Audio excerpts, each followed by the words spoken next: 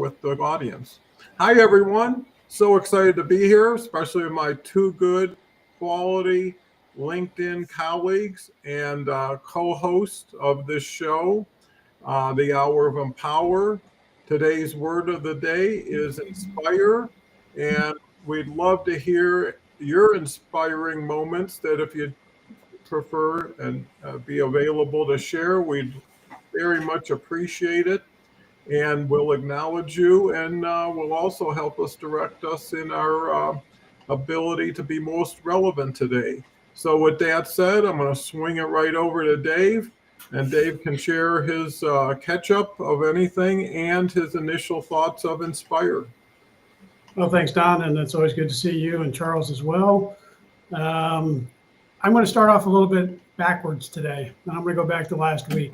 Our word last week was mindset, and I wish Jason was here because I'd like to thank him personally because I got to thinking after our call last week, and I said, hey, I'm not going to do my marathon this year. I'm just going to put that off to the side. I think I'm going to hold off. And then I looked at my training plan and I said, wait a minute, if I'm going to sit here and work with my mindset as one of these jumping off points for my mental health, I need to live my growth mindset. So he kind of, quote, inspired me to change my mindset and go, okay, maybe I will do that marathon this year. And I started looking at my schedule, and I will probably at least train for, if I don't get injured, hopefully, do the marathon this year. So thank you to Jason for inspiring me to go back and look at my own mindset and figure out what it is I really want to get out of my running, and that was the marathon. So I'll start with that. He inspired me this past week. Well, that's terrific, and it's great that we can help each other, and be a source of inspiration for each other. And sometimes it just takes that, whether it's a word, whether it's a suggestion, it kind of gets you back to where you'll always kind of hope to be, because you're always challenging yourself. And until an outside party comes in and validates or confirms something or even enlightens you, it makes all the difference in the world, or at least enough difference to keep you moving in the right direction. Charles says, welcome, and please tell us from where you are viewing. Absolutely. Love to have some interaction between us and the audience. And Charles, it's your turn to talk about inspiration. Yeah, thank you very much. I think what Dave has demonstrated is a really excellent example of how we rise by lifting others. And that in itself is a form of inspiration.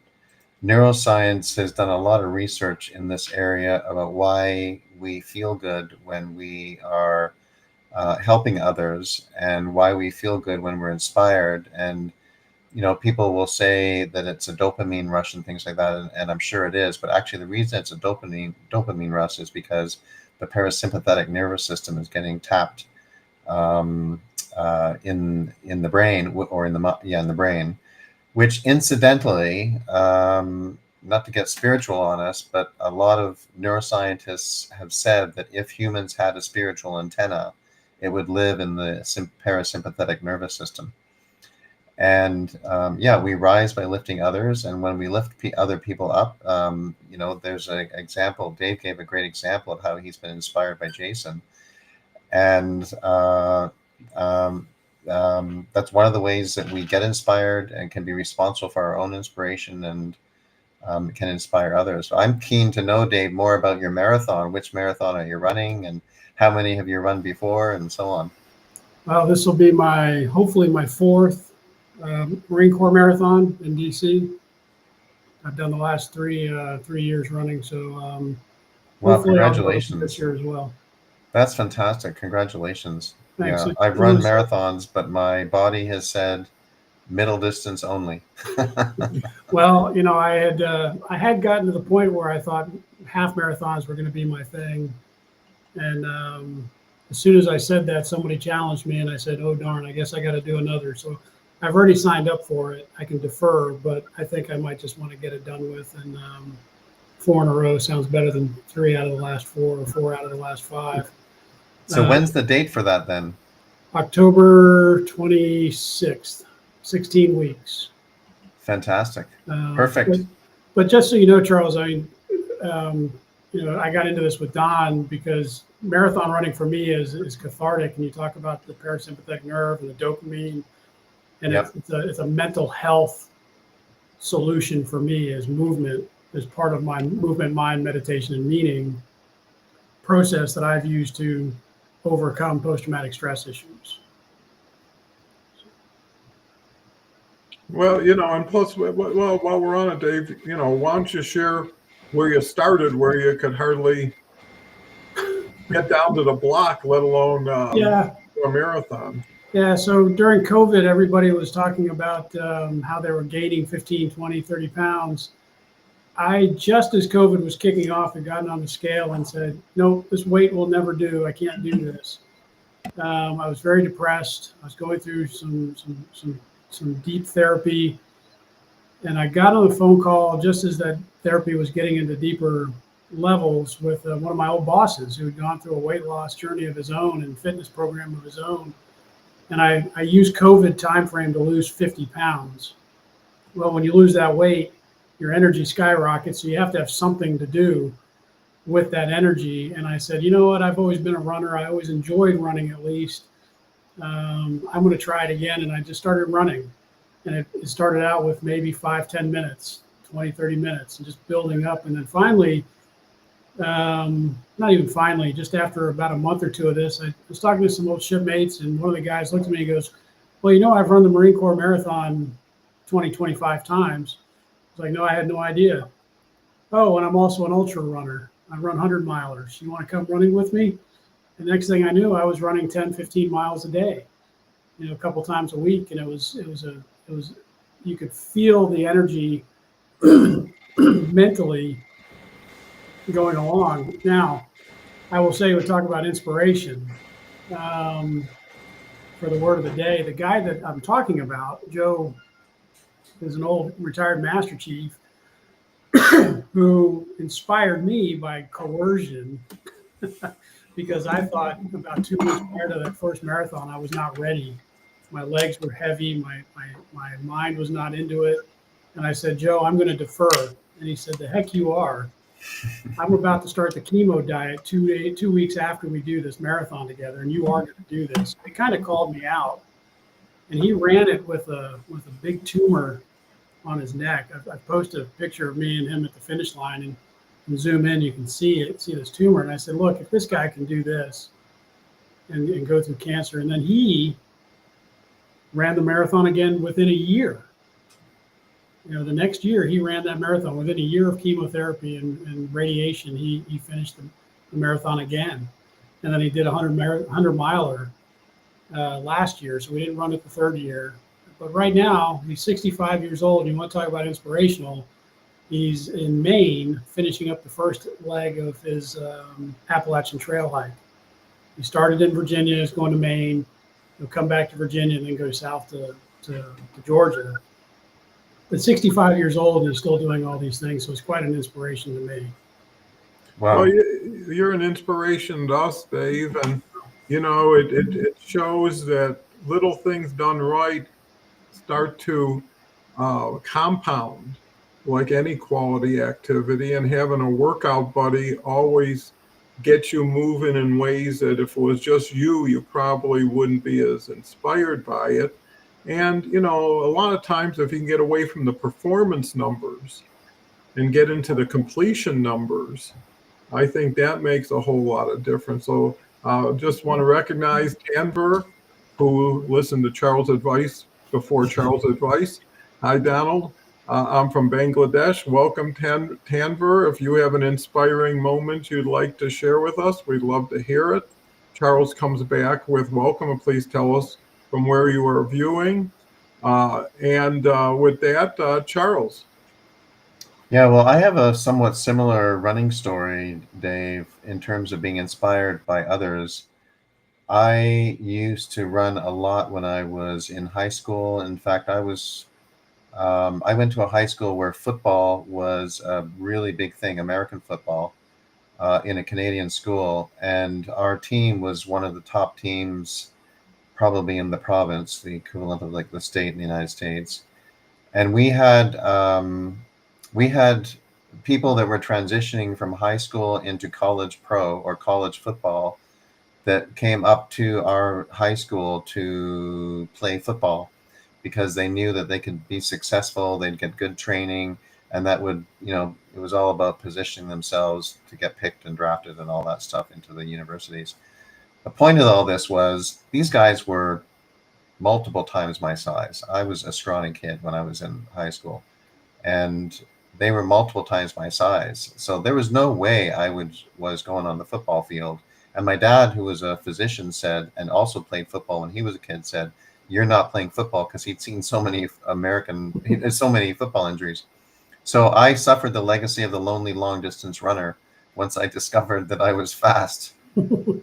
And that's when I ran in high school. I continued running in university. And then after university, I was then running marathons, half marathons, and 10Ks and doing a lot of running and different road races and stuff like that.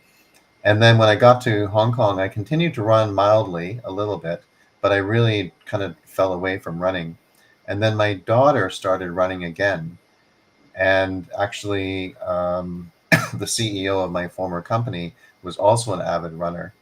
And the two of them met each other on a race one day. And my daughter came home and was raving about this race that she'd been in, this 5K race. And she was very, very fast. At one point, she was one of Hong Kong's top runners in the 5K category, in the I can't remember the category, but some long distance track category.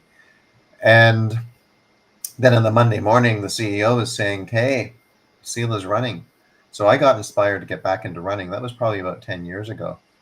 And then I had a running injury in December. I ran a great 10K. I was really happy with my time and have not taken that step to get back into the running, even though we're now entering that point where for the next running season in Hong Kong, you need to, if you're not training year round, then you need to start training about now. Yeah. So now you're inspiring me to think, okay, maybe I need to I'm still active. I'm hiking and working out twice a week, but I'm not running. And maybe I need to, get myself back on there and start running.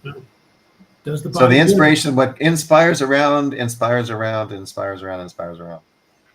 we can only go back and thank Jason for this because he got me thinking last week. I've been running a couple times, 3-4 times a week, every week anyway, but he got me thinking about the marathon.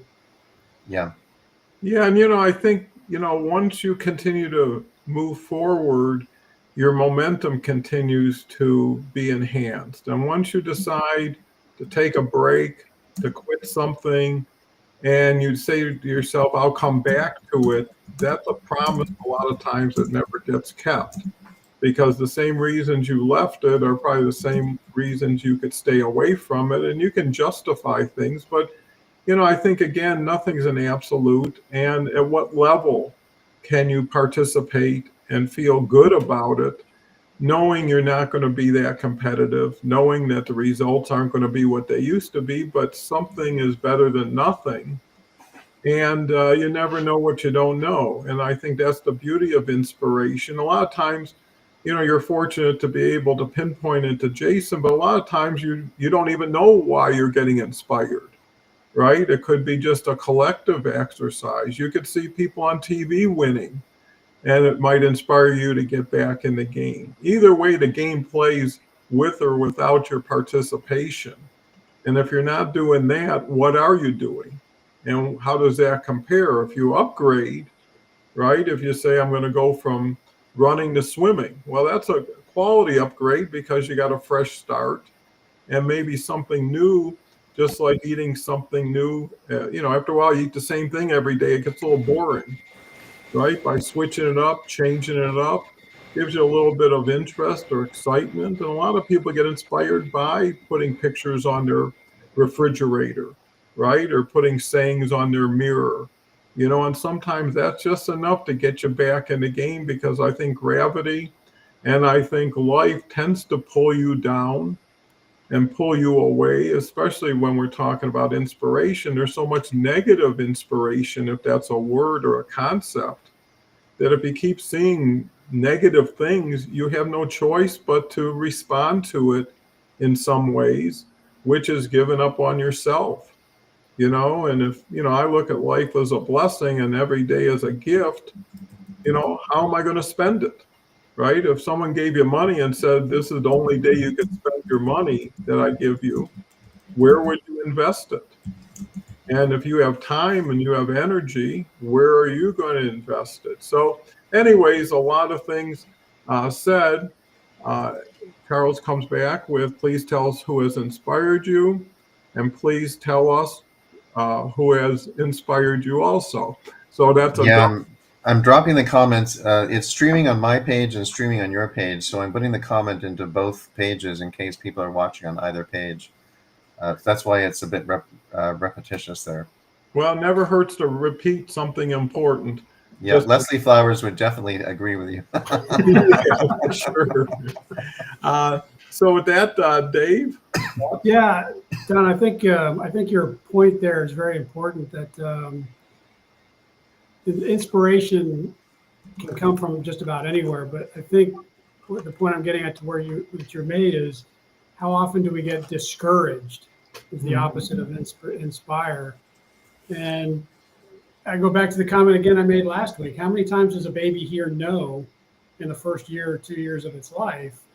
We get used to discouragement that we don't always recognize when we're being inspired to do something positive. And I think if we make that mindset shift of, I'm going to be positive with my words, with my actions, with my deeds, I will inspire somebody at some level to be just like me, to do something positive in their own right. And that, to your point earlier, again, it's a snowball effect. It compounds on itself, and that's what we want to see. And how often do we see inspirational? I always used to love one thing about the news, the news hour, the half hour at 6 or 6:30, 7 o'clock, whatever it was. They always finished on a high note, because the first 29 minutes is just all these bad things that happened. But let's talk about a kid who graduated at 12, or a kid who saved someone from drowning, from a rip current or whatever. We're going to go with something inspirational. Always end on a high note. The world is not a pretty place. I'm not going to try to sugarcoat it. And yet I want to find something good in the world, and that will inspire someone else to do something better. That always struck me. But today, we don't hear a lot about these good stories all the time, or at least often enough to say, this is a good thing. I just have these conversations with old shipmates. Oh, the world is doom and gloom. It's this, it's that, it's negative. Turn off the TV or watch that 1/2 hour that ends with a positive note, and maybe you'll be inspired to not be so negative. Yeah, that makes so much sense. And, when I look at influences, I was just, been listening to Zig Ziglar the last few days. I got his master tape, or whatever you want to call it. And semantics have so much to do with inspiration.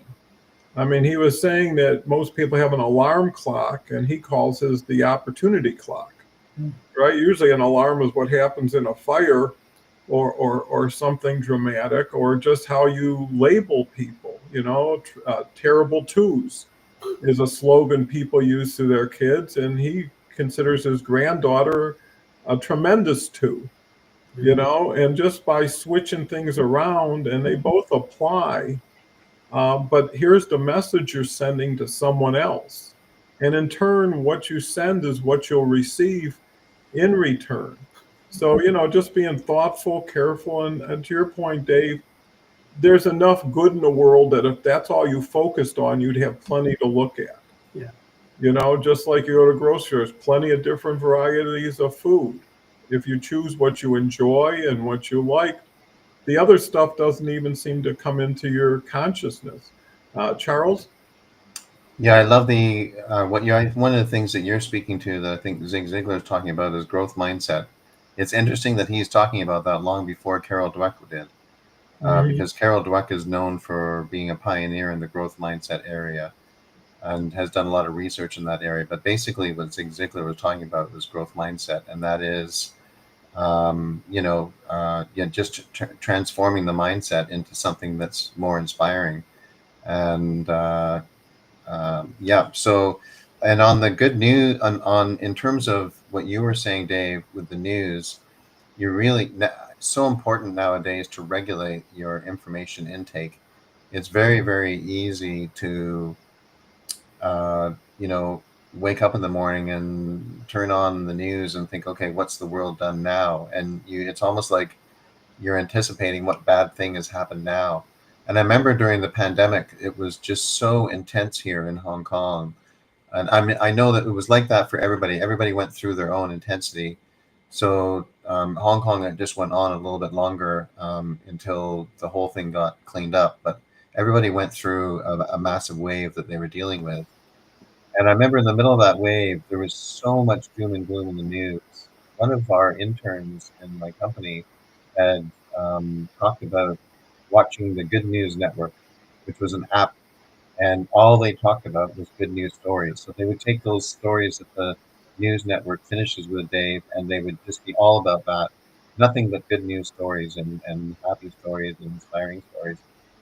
And one day I was feeling particularly down, and from all the stuff we were dealing with the pandemic, and I actually downloaded the Good News Network and started watching it, and just took a break from media for a while. And I do that now as well. Like now I get busy, so I get distracted because I'm busy. But all the success experts would tell you that when you wake up in the morning, the worst thing you can do is turn on the news. The best thing you can do is go drink a glass of water, do some stretching, some kind of movement to get going, and then start thinking and planning and getting your mindset in the right place so that you're inspired for the day, and then accomplish something. Even do a task so that you get that momentum and that inertia going for the day, and you're setting yourself up for success. Then you can go read the news and read your emails. But this is also the importance of us looking after our well-being, because it's so easy to lose perspective when it comes to well-being. If you're not looking after your well-being, there's a much higher probability you're going to lose perspective. Lots of experts will tell you as well, if you're not having a great day, go to bed early that night and have a really good night's sleep, and the next day you're probably going to have a great day. Life is a roller coaster. When you're at the bottom, you're going up. When you're at the top, you're going down.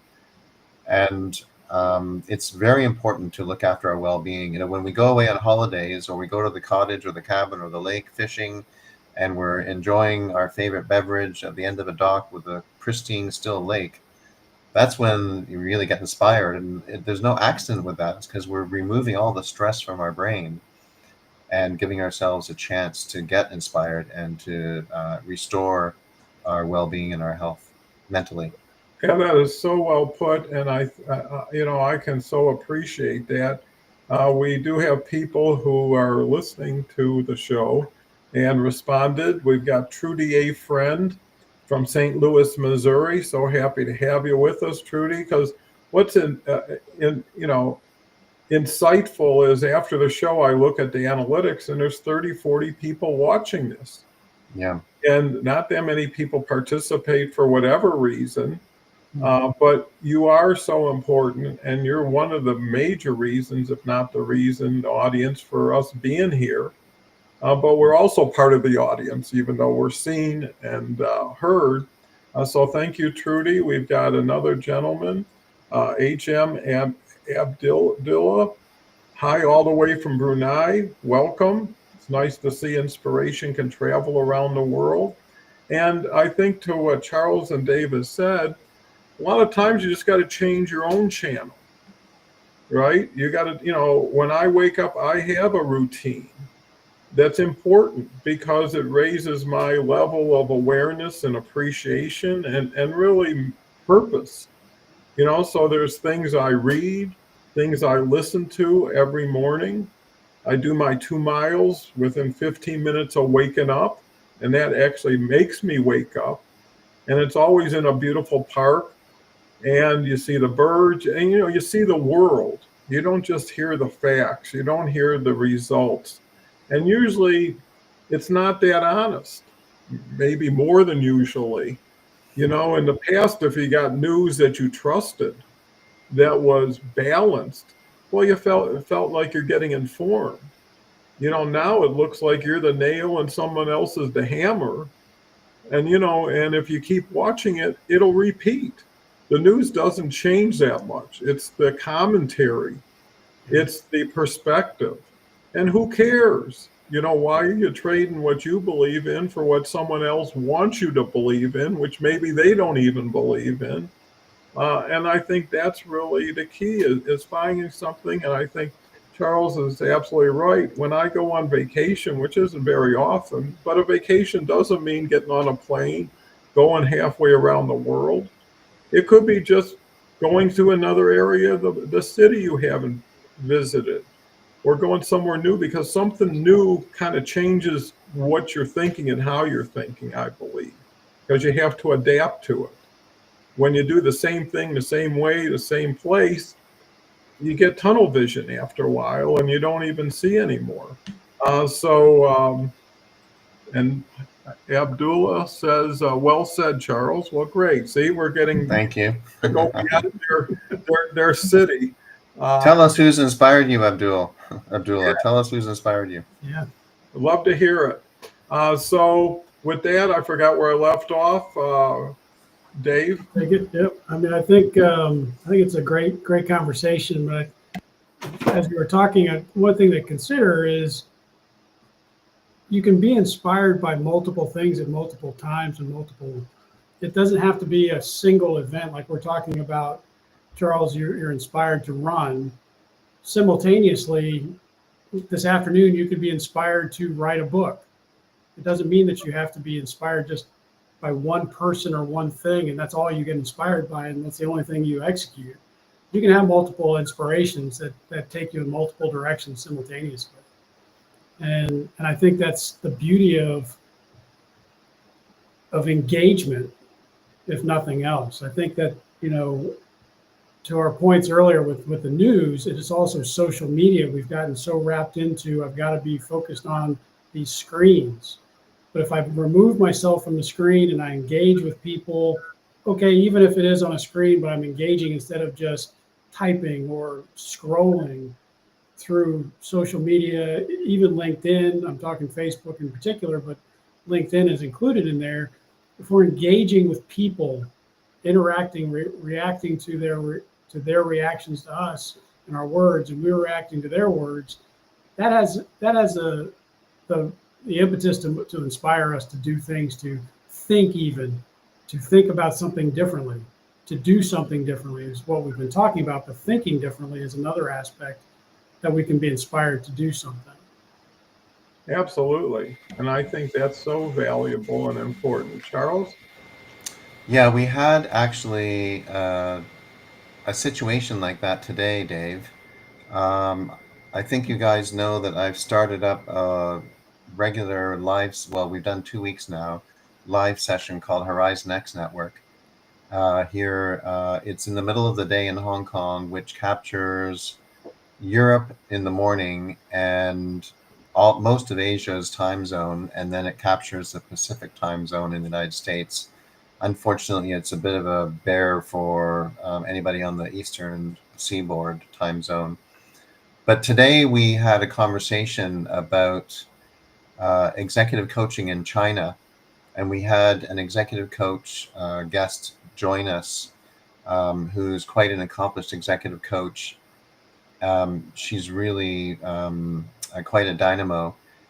And we were basically the panel was interviewing her on what was happening with the executive coaching space, and it was very interesting to hear what was different, and it was very interesting to hear what was the same. But that changing perspective that you were talking about, Dave, was particularly inspiring, because we all felt that I felt that I was learning something, and I've been in Hong Kong for 29 years. I know China pretty well.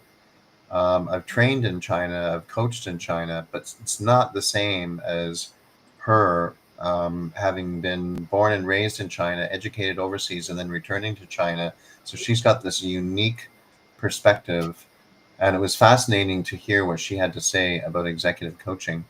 But another aspect of inspiration which I think comes to, excuse me, I don't know why this cough comes back whenever we're on this live session. But I think that, you know, what you're saying, Dave, is it's not a single event. And one of the ways that might get articulated is that inspiration, I think, often comes from people recognizing their own potential and the capacity for them to create their life and to create inspiration, but to create their life. And it's not a fleeting moment, right? It's like exactly as you say, Dave. It's not fleeting, and that it happens because you've run a marathon, although that definitely helps and contributes to it, or it happens because I've gotten back into running thanks to my daughter and my former CEO. But it happens because that's a way of life for me. It's me recognizing that I have potential. I've got clarity and purpose and commitment. Not perfect, you know. I'm fresh out of my last organization. Well, 3 months, coming up to 4 in a couple of weeks. So I'm very much in a transition mode. So there's lots of things that are not perfect, and you know, I'm building. I'm in a building phase of executive leadership life coaching myself. So lots of things that aren't perfect, but I'm really focused on that mindset that you talk about, choosing to be inspired. You know, I know what inspires me, and if I can't get out to a cabin or have a staycation, I know that I can turn on a podcast of a genre, or I can turn on music of a certain genre, or I can go for a hike with my wife and the dogs, and then I'll get inspired. And that's me choosing to be inspired despite the circumstances in my life. So it's very much a way of being, I think, is really important for people to understand. I think that's important, Charles, if I may, Don, real quick, is Sure. that you're taking upon, to the marathon point, or the running in particular, something that you're good at or something that you enjoy. So you have the confidence to go into it. So it's a cascading effect of all these past successes can inspire you to keep going. Is that kind of jibe with what you're saying here? Yeah, that's part of it. It's the past successes, but it's also the choice that those successes are going to repeat in the future. Right. Absolutely. Yep. Yeah. Yeah, I think proof of concept always goes a long way, you know, and the goals you set are really important to your ability to change your mindset. And if your goal is to be a little happier today, make somebody else a little happier, well, those are things that you can do, even if it takes a minute or two outside of your normal routine. So, you know, instead of measuring, well, how much money did I make? How many sales did I turn? How many people did I connect with today? You know, those are pretty quantitative and not as qualitative. And it doesn't mean that one has to be uh, separate than that, right? You can have goals in business, you can have goals with your family, and eventually you'll achieve balance, because most of the time people are so caught up in their singular goal, something that's most important to them or they're dependent on, that, hey, we got to pay the rent, right? And until we pay the rent, we're not where we need to be. Well, you know, you can't work 24 hours towards something. A lot of times you just got to plant the seeds, cultivate, and hope it grows. But you have the ability to change. One thing, you know, that has been important to me is perspective. You know, knowing tomorrow's a new day, knowing that I'm not going to rescue whatever happened today, right? You're going to go into tomorrow with a negative balance maybe, or something you need to correct. But you know, it's never as bad as you think it is, and it's never as good as you think it is. So even if you're riding high, you know tomorrow something's going to happen and change things. But if you're open to change and you're able to change, then fear goes away, right? Once you get confident that I can handle anything that comes my way, you know, and I'll instead of thinking, what is that going to be? You're taking that unnecessary step. You know, how do I prepare for tomorrow when I don't know what tomorrow brings, right? And I think you got to ask yourself, why did you do this to yourself? How do you talk to yourself? You know, a lot of times you say to yourself, you would never tell anybody that you cared about, or even a stranger, right? You'd be a little kinder, a little bit more thoughtful. And how long do you have to talk to yourself to get back on the right track? And that's why people need people to help people. Going back to Zig, his whole big statement was the more people you help become successful, the more successful you'll become. You know, so his goal wasn't how do I get more successful? It's how do I get other people to be more successful? Because what comes around usually goes around. Now, HM came back with the answer to our question. My inspiration is from my mentor, also the chairman of my company, Leslie Allen Verco, has inspired me to be brave in the business world through their unwavering determination, innovative mindset, and fearless approach to challenges. Watching uh, Leslie navigate obstacles with resilience and integrity has shown me the value of courage and authenticity in in achieving success. Their example motivates me to take bold steps, embrace new opportunities, and remain true to my values in every business endeavor. That's right, Don. I support your statement. And, you know, the other thing is giving credit to others goes a long way to inspiring you. When you think you're the end all and be all and do all, you lose so much, right? But when you can say, hey, I had never been able to get here without that person. And that person might have shown up in your life for 10 minutes, right? And they were just enough to get you on the right fork of the road you might be on or keep you going when you're about to quit. You know, and from there on, you're into bonus land, right? It's a free ride. If you're going to quit something and you ended up staying in it, whatever happens from there is gravy. So, Dave, thoughts? Yeah, I think I'll start with balance.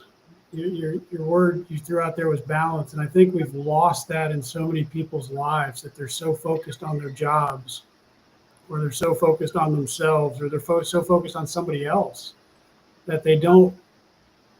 I hate the term work-life balance because life is life, and you have to have a balance between everything in your life, whether it's work, social, personal, exercise, whatever it is. There has to be a balance in how we approach our lives. But I want to go a different track of we've asked people to share who has inspired them. And I can list out a number of people who've inspired me. But the point with those some of those people are some of those people I've never even met. I know them through LinkedIn or I know them through Facebook. Never met them a day in my life. I've maybe had a phone call with them once or twice, but they've still inspired me through their story, or even watching that last news segment. Somebody did something that inspired me to do something noble or beyond myself, outside of my normal activities. My point being is when we take these smaller actions of our own and we don't look for credit, we don't look for someone to pat us on the back, someone's always watching. We always say kids are watching and learning from us, but people are watching in general. That if I happen to, we just lost Don, but if I happen to pet an animal and be kind to an animal, that might help somebody else be kind to another animal. Or if I give some money to a homeless person or some food to a homeless person, treating them with kindness, maybe that'll trigger somebody to be inspired to do the same thing to somebody else beyond. Does that make sense, Charles? Yeah, it makes total sense. Absolutely. We are all leaders, whether we're running a multinational company or whether we're an individual contributor or even a sole proprietorship running a little itty bitty business and it's just us. We're all leaders and people are constantly watching us to see what we're going to role model. And when you stop and you're kind to people, when you are, a dog, well, whatever happens, a dog barks at you in an angry way, but you don't beat the dog. You say, hey, take it easy. Yeah. And we are role models. And I think this is what worries me about the polarization that we're seeing right now on the planet. And I'm not just talking about what's happening in the United States.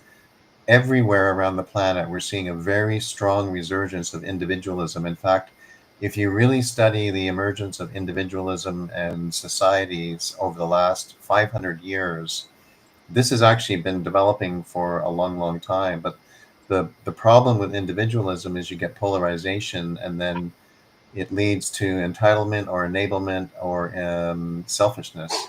And people lose sight of the kindness because they're too worried about their territory and what's in it for me and what am I getting out of it. And we really, I don't want to get down a big philosophical debate here, but we really need people to stop and pet the dog and be kind to the people around us, and say, well, you didn't score the goal, or you haven't scored a goal on the soccer team yet, right? It's yet. You will someday, right? So choose the inspiration for the future, because you will someday. And on extrapolating the sports, one of the things I've asked on the question is, what other stories of inspiration do people have? So when I sent you that message earlier, Don, I thought to myself, okay, well, I got to get ready to share a story. And I was reflecting, well, what story of inspiration do I have? I have many, many, many stories of inspiration. But one early story of inspiration I remember was when I was involved in sailboat racing on Lake Ontario. And we used to sail, I used to race on what was called 8-meter yachts. And they were a scaled down version of the America's Cup 12-meter boats that were raced on for about maybe 30 or 40 years, up to 1983, when the America's Cup got stolen away from Dennis Conner and went to Australia. And so the 8-meter they were really beautiful, sleek yachts. And I, at a very young age, I was maybe 15 years old when I was regularly racing on one of these 8-meter yachts, and they are about 45 feet long. They're not 8 meters long. 8 meters a formulaic nautical rule on how they measure and classify the boat. And we went to this regatta in Youngstown, New York. Well, I was invited to go to the regatta, which was a big thing for me. I mean, I was regular crew every Saturday, the day races, every evening race on the Tuesdays. I was out there crewing, and I had my spot that I was an expert in. And usually we had 7 people on the crew racing the boat. And I was just this young guy. I was one of the youngest on the crew, if not the youngest. And I got invited to go to a week-long regatta in Youngstown, New York, which was 3 major races. Actually, it was 6 or 7 races, but the Gooderham's Cup was the #1 cup to win that week. And it was a very, very, very intense week of racing, unlike anything I'd seen or experienced before.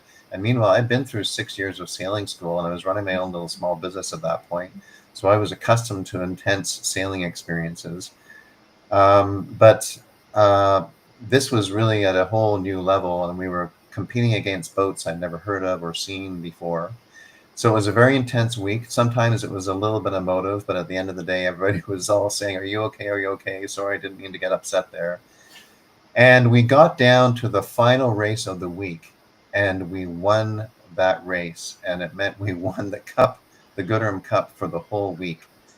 And when we crossed the finish line and we won the cup, I was so inexperienced, I didn't understand what I was participating in.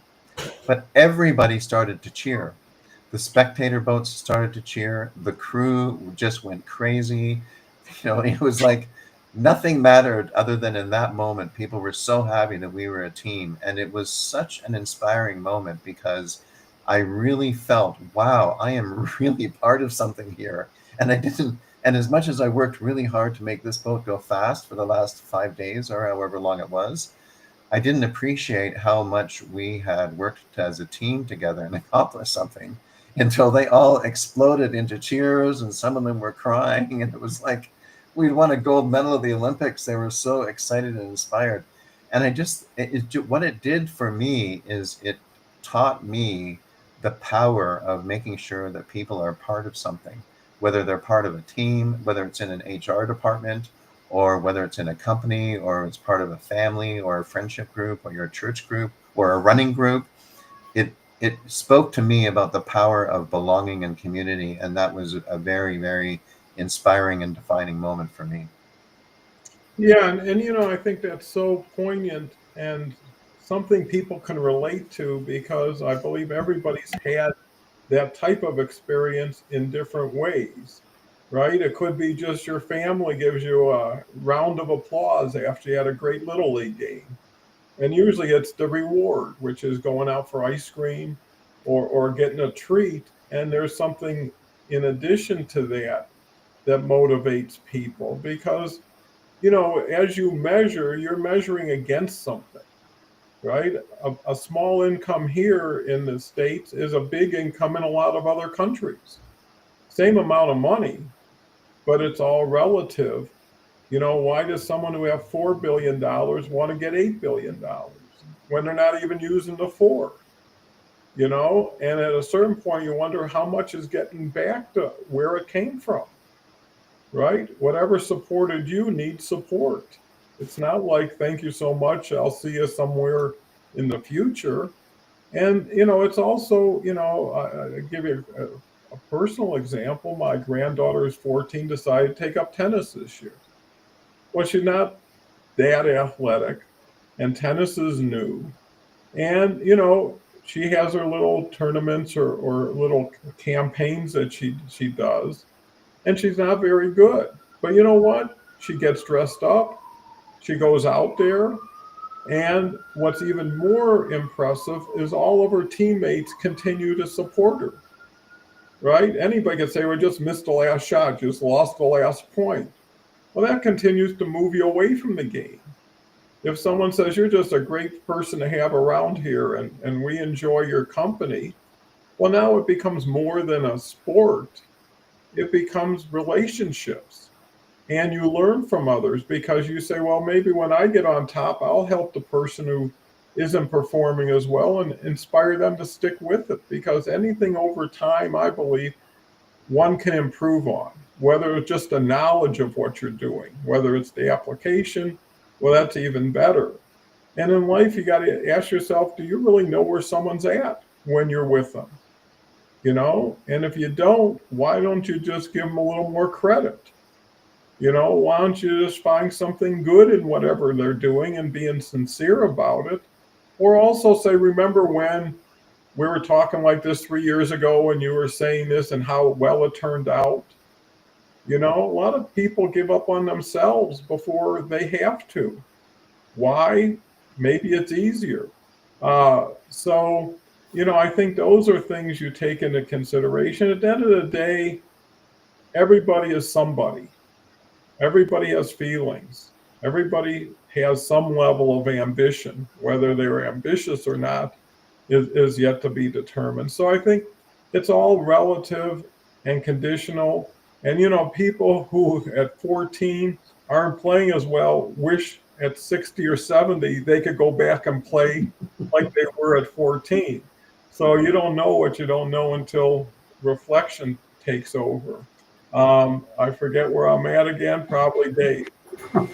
Probably.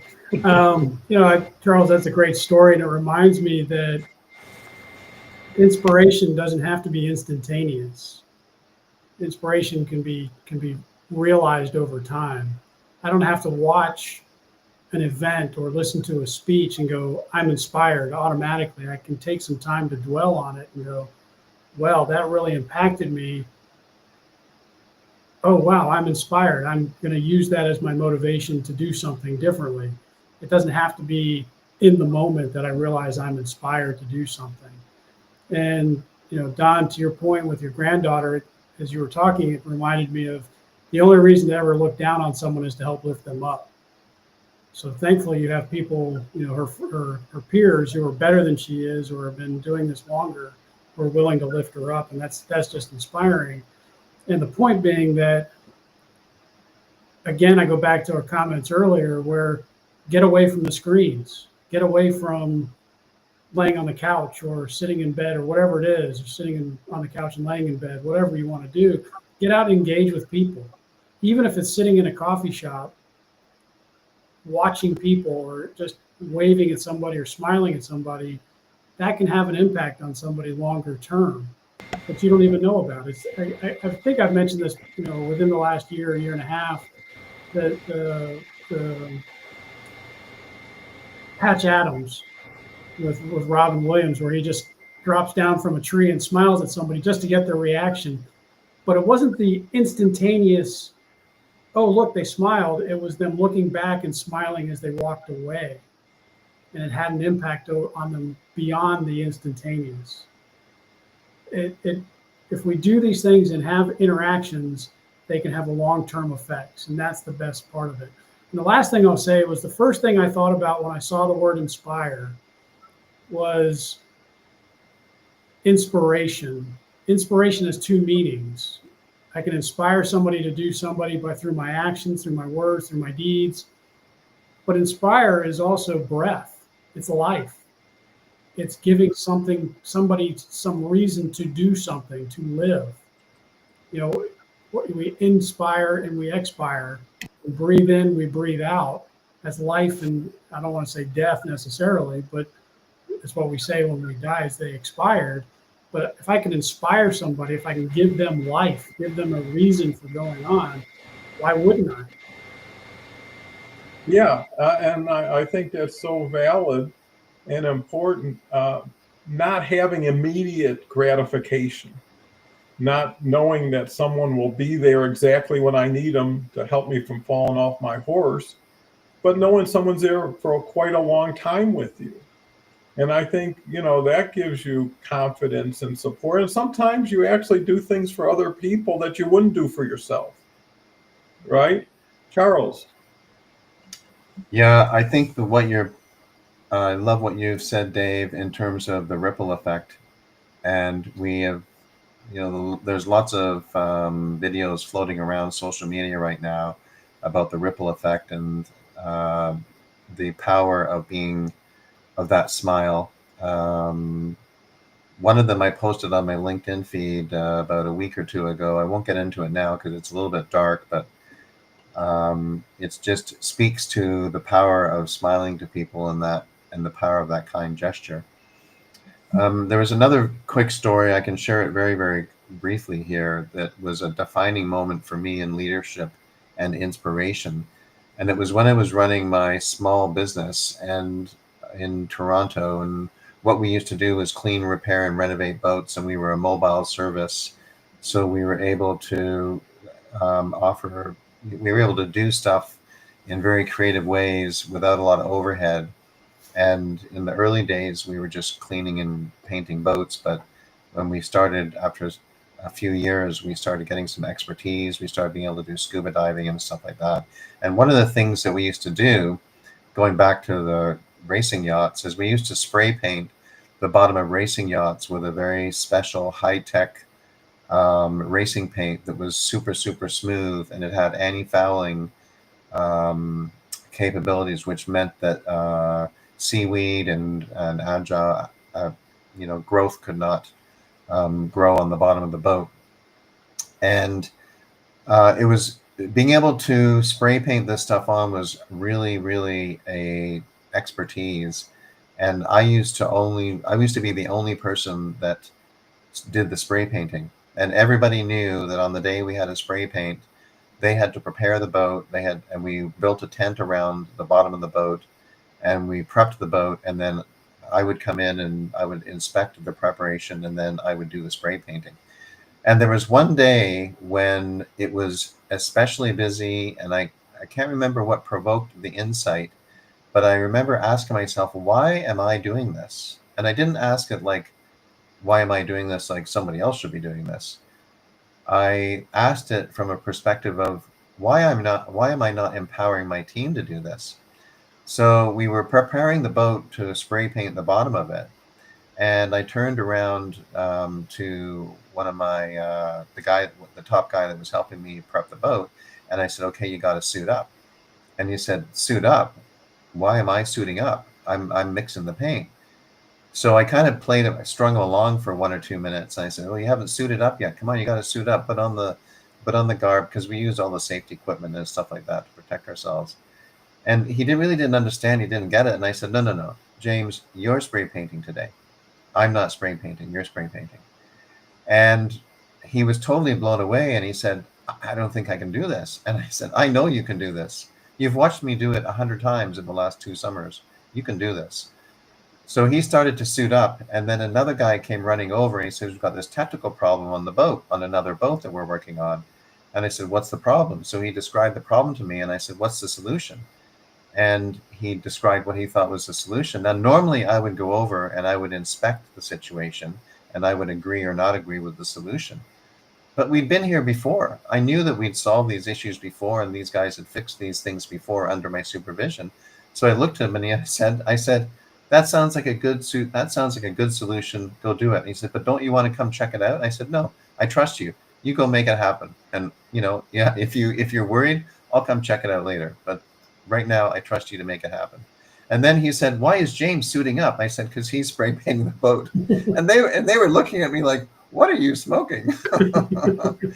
But the point is, that was a huge defining moment for me in leadership, because I recognized the power of inspiring others to take things on, and as a leader to let go and to grow the team and build the team, as opposed to me being a controlling leader. And I won't. One day I'll write a book about all this stuff, and actually that chapter is written already. And it's was a huge defining moment for me. Yeah, and I think defining moments are so key. And a lot of what we talked about today is modeling, right? Is being the example that people can use, because I've done that. I've heard someone speak, or someone shared something, or I was just involved, and I thought, wow, that's pretty interesting, pretty cool how they did that, and I'm going to adopt that. So, by delegating and trusting, that goes a long way. And also know when you delegate for the first time and you trust someone maybe in ways you haven't trusted before, they're taking a risk along with you. And how you deal with what happens afterwards will determine what happens next, right? If you say, go do this, well, it's not as good as the way I do it. It's okay, but it's not great. After a while, you just keep depressing that person. So when you say, can you do that next time? Well, you already acknowledged, I'm not as good as you. I'm not this. You own it again. If you want to give something away, you got to make sure it's taken the right way and supported the right way. And a lot of times it's transition. Like, I'll work with you with it, and then you'll do a little bit more, and then I can walk away. And are you comfortable? And I think comfort has everything to do with inspiration, because if you're uncomfortable, you're facing all these challenges, you're not going to hear Zig Ziglar's message the same way. You're going to say that's for other people. Right now, I'm sitting in this suit that I'm in, and how do I get comfortable again? And that should give you reasons not to get back into the suit, because it's really, how did this happen to me? How long has this been happening to me? And sometimes, just like an iceberg, it's under the surface, and you're not familiar with it until it pops up, and then everybody's familiar with it. But that's the beauty of life, right? You want to get to the point where, hey, I'm bored. I used to love to play pinball, but every time I got really good at a game, I decided to play a new game, because it wasn't fun knowing I could win all the time. Without that risk, there is no, at times, true reward. And sometimes, and most times, you got to pay the price. And that's hard. Like, if it's free, I take it, but if I got to pay for it. And, the slogan I always use, because I was heavily into turnarounds and restructurings, was, if you didn't own it, would you buy it? If you didn't hire that person knowing what you know, would you keep them, or would you have hired them? So, and I actually shared this with a lady who had a wonderful yarn business, helped people knitting, and she was getting up there and she was kind of frustrated with it. And I said to her, if you didn't own this business, would you buy it? He said, hell no. I said, then sell it. And in 2 weeks, she put it up for sale, and her life's never been better. So you got to ask yourself, who gave it to you, and do I own this forever? So we're coming up to almost the very end. Last final thoughts, Dave? I have nothing else to add. That was very inspirational today, and I really appreciate the conversation. It was, I can't believe it's already been an hour. Yeah, it's so true. Charles? Well, I dropped into the comment here to encourage people to surround themselves with inspiration. great to recognize that inspiration is a choice, but we have talked in the last hour about the realities of well-being and the news and pressure and stuff like that. So, how do you put that into practice and action? Well, you seek out environments and people and experiences that uplift you and inspire you, and you engage with those that challenge and support your growth, and then turn around and do the same to the people that are around you in your community and in your family and in your workplaces. Yeah, so valid. And I love the way we take twists and turns and find different routes. We start with a word, but we don't have a direction all the time with the word. And it's personal experiences, stories, and that inspires people. People want to know more about your story than about you at times. There's a saying, facts tell, stories sell, because the key inspiration that a lot of people have, well, if he can do it or she can do it, I can do it because I know that person. I know how they're built, and I know I can compete or at least relate to that. And sometimes, if someone challenges you, well, just give it a taste. I know you don't like sushi or something, right? But give it a taste. You might surprise yourself. So if you lower the bar enough, you'll keep people in the game. So I can't share enough. And we've got one last comment from HM. You guys need to do this live more often. Well, you can always go to my YouTube channel. There's 906 of these that I've done. So you don't have to get it live to see people. And everyone has at least one person on it.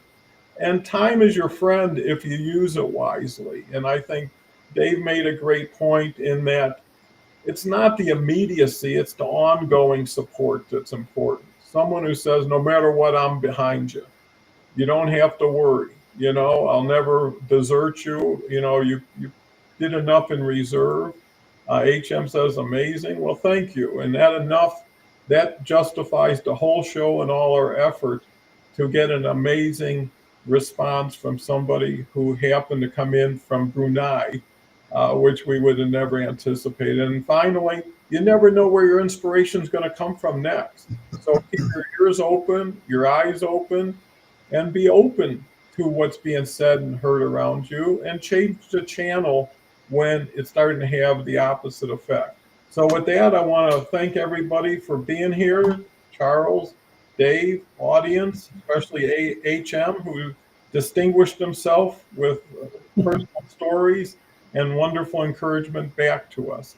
So with that said, have yourself a great week. We'll be here next week. Looks like pretty much the same group, except next week, Catherine Chadwick's coming back and Jason will be on his bye week. So we'll have 5 people if everything works out well. So even more to share.